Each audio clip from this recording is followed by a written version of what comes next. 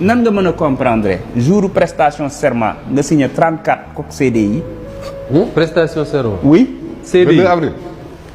AIBD le 2 avril 34. gis nga bu ñu toogoon fii di wax li ñu def ci ay yàquteef ak i mbon duñ fi jóge askan wi dinañ ñu ne yéen toog leen 2 ans laajul leen résultat parce que ñii li ñu yàq yéen da ngeen li ngeen di réparer rek mënagu leen a liggéey te ni ma lay wax nii. moom lañ ko defee presque xam nga dafa am benn instant xam nga lu ñu doon def.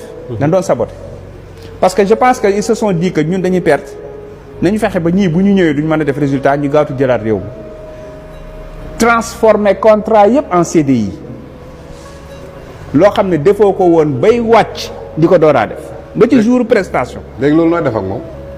waaye yow. raxas. voilà.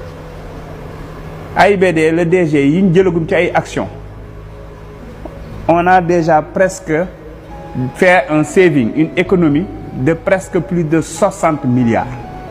ah oui. ci ay décisions yu ñu jël ci ay contrats de prestation wala ay de services yoo xam ne dañ ko arrêté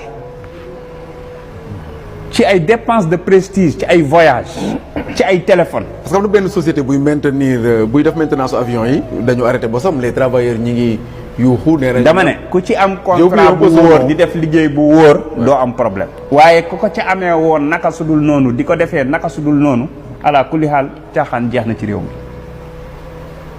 te ni ma la ko waxee noonu. da nga ci catégorie amul. ah non sëñ bi soit looloo ñu fi indi wala rek ñu def comme ñeneen ñi te yaakaar naa askan wi loolu taxul ñu teg ñu fi man bañu ma ñu merem bañu ma ñu ne nañ ma dàq bañu ma seetu ma ndax damay neexal pour gagner wala pour toogaat fi wallahi azim su ma ko naree def yal naa perte lépp suba parce que taxul ñu teg ñu fi ñun ñëpp te ni ma ko mën a waxee nii noonu laa ko mën a waxalee tous les autres.